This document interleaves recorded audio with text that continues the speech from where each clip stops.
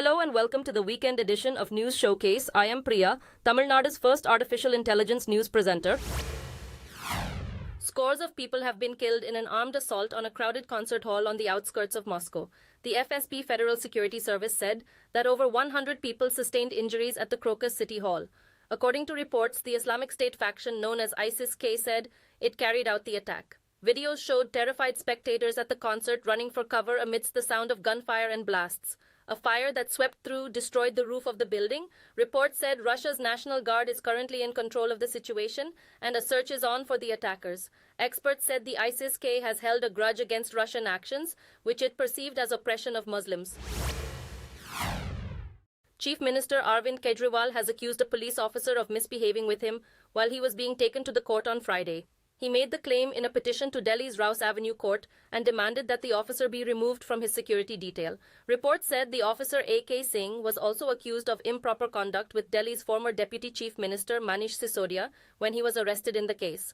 The police claim suspects are restrained from commenting to reporters and denied any wrongdoing. The Delhi police is controlled by the federal government and comes under the Ministry of Home Affairs, with the state having little say in their matters. Kejriwal was arrested on Thursday over allegations of kickbacks in the state's liquor sales plan before it was scrapped. India has rejected comments by Germany on Kejriwal's arrest and said it was blatant interference in India's internal matters. The Ministry of External Affairs summoned George Ensweiler, the deputy head of mission at the German embassy, to convey its formal protest. The diplomat was seen arriving at the ministry shortly after the remarks were made. The German Foreign Ministry stated that, given India's democratic nature, it expected Kejriwal to get a fair trial in the case. Reports indicate Germany's comments were the first international reaction to the arrest of Delhi's chief minister. The Central Bureau of Investigation carried out searches at the home of expelled lawmaker Mahua Moitra of the Trinamool Congress Party. The search in Kolkata comes a day after the CBI made an FIR in what became known as the Cash for Questions case. A parliament panel which interviewed her found her guilty of violation of house rules for letting a friend use her official account.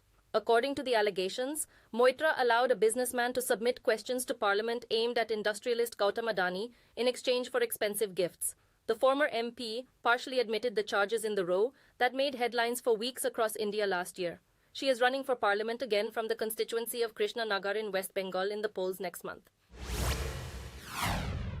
Visiting Indian Prime Minister Narendra Modi and his host Chering Tobgai unveiled the new block of a hospital for women and children in Bhutan.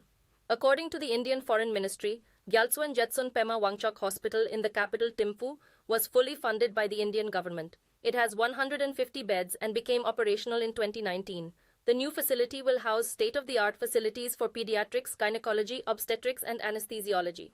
It also contains an operation theatre, neonatal intensive care, and a pediatric intensive care section. The Foreign Ministry said the hospital would vastly enhance the quality of medical treatment for women and children in the kingdom. Prime Minister Modi started his two-day visit on Friday to the Himalayan Buddhist state, which lies across India's northern border.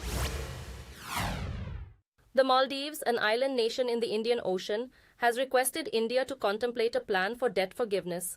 President Mohamed Muizzu took office in November after winning the election on a pledge to keep its neighbor India out of its affairs. The president, who is seen as siding with China, said on Thursday that India will continue to be a close ally. By the end of the previous year, the Maldives had an outstanding debt of around $400 million to India. After taking office in November, Muizzu ended some joint projects with New Delhi and expelled a small Indian military contingent based on its soil. Recently, he permitted a Chinese research vessel to anchor in the nation, which was allegedly on an espionage operation and met with strong resistance from India. Somali pirates captured by the Indian Navy have been brought to Mumbai for trial. They were seized from the cargo vessel MV Ruan, which the pirates seized in December. According to reports, the operation, led by the destroyer INS Kolkata, lasted 40 hours. The pirates are expected to face trial under India's anti-piracy laws, which could result in the death sentence for killing or attempted killing and life imprisonment for piracy. This marks a shift in India's approach, as recent operations have focused on rescuing crew and leaving disarmed pirates at sea. The Navy has stepped up anti-piracy efforts since 2008, with at least a dozen warships deployed in the Gulf of Aden and the northern Arabian Sea. The increase in maritime assaults, including those by Yemen's Houthi rebels, has led to heightened vigilance and response. A draft resolution from the United States, which for the first time appealed for a ceasefire and the release of hostages in Gaza, was blocked by Russia and China at the United Nations. This marked a shift in the U.S. position towards Israel, as there have been earlier efforts by other nations to advocate for a ceasefire.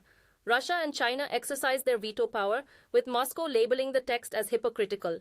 The action by the U.S., a crucial ally of Israel, occurs amidst escalating tensions between the two nations.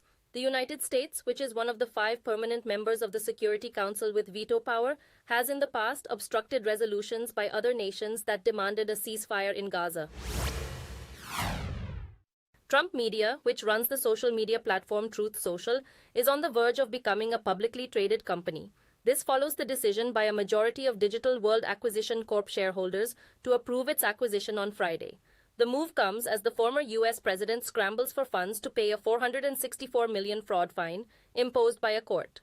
In the combined entity, Trump is expected to hold a minimum of 58% stake, which is estimated to be worth around $3 billion based on the current share prices of Digital World. This represents a remarkable potential profit for Trump, given that the business was flagged by its own auditor last year as being at risk of collapse.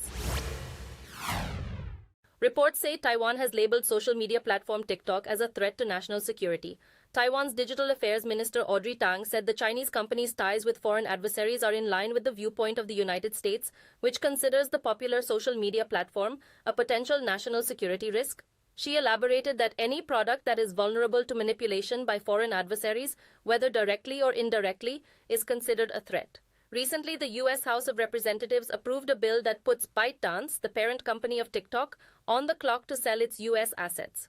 It said, failure to comply with the timeline could result in a ban across the U.S. TikTok is estimated to have approximately 1.8 billion monthly active users worldwide.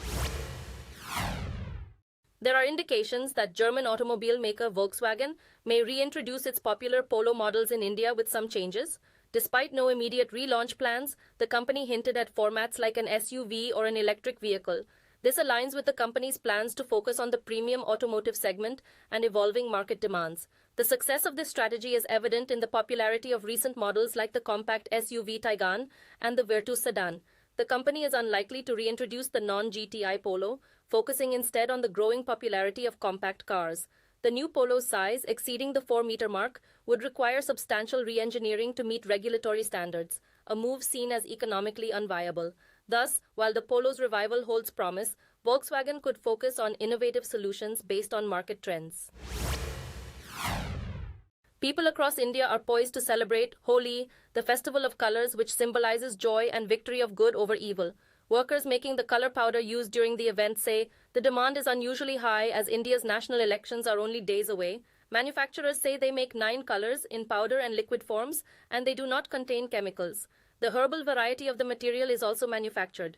Holi is celebrated across India, but it is more visible and vibrant in the Hindi heartland of the country. Indian communities around the world also hold special events to mark the festival. An artist and nature enthusiast in Hyderabad is advocating the use of natural colors made from everyday ingredients during the upcoming Holi celebrations.